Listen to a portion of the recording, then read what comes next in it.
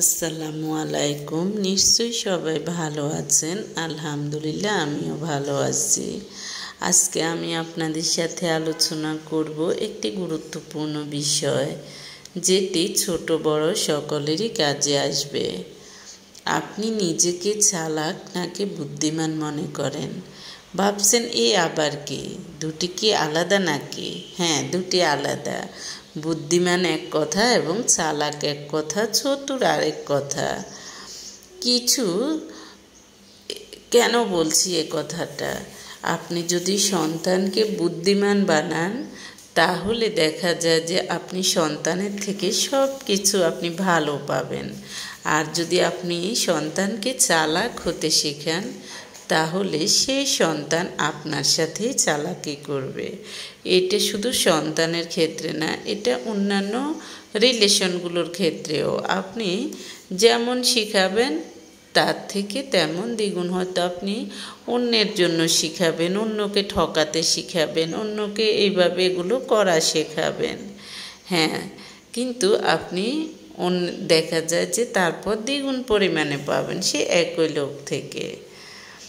এখন বলবো সন্তানকে কেন বুদ্ধিমান হতে শিখাবেন। সন্তান মহান আল্লাহ তাআলার বিশেষ নেয়ামত। তাদের সঠিকভাবে প্রতিপালন করা পিতামাতার অন্যতম বড় দায়িত্ব। মহানবী সাল্লাল্লাহু আলাইহি সাল্লাম সন্তান প্রতিপালনের বিষয়ে এমন কিছু নির্দেশনা দিয়েছেন যা তাদের নৈতিকতা, চরিত্র এবং আত্মিক বিকাশে অসাধারণ ভূমিকা রাখে।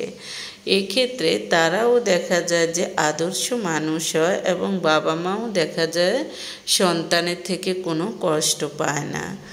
বর্তমান যুগে দেখা যাচ্ছে যে সন্তান মা বাবাকে মেরে ফেলে, মা বাবা আবার সন্তানকে মেরে ফেলে রাগে, ক্ষোভে, কেউ আছে ডিপ্রেশনে। আসলে সব কিছু আপনি সৃষ্টিকর্তাকে যত বেশি স্মরণ করবেন, তত বেশি আপনার ডিপ্রেশন দূরে থাকবে।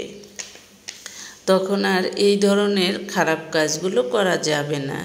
তাহলে হজরত মুহাম্মদ সাল্লাল্লাহু আলাইহি সাল্লামের সেই নিয়মগুলো কি? বিশুদ্ধ আকীদার শিক্ষা, অর্থাৎ শৈশব থেকেই সন্তানকে বিভিন্ন ধরনের ভালো কাজগুলো শিখাতে হবে।